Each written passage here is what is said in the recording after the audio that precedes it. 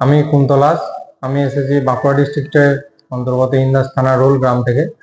তো আমি অনেকদিন ধরেই ইন্টারনেটে কাজের জন্য সার্চ করছিলাম। তো একদিন হঠাৎ করে জব রিসার্চ পয়েন্টে ওয়েবসাইটে ঢুকি এবং ওনাদের ওখানে যে কল নাম্বার আছে সেখান থেকে নাম্বার নিয়ে কল করি।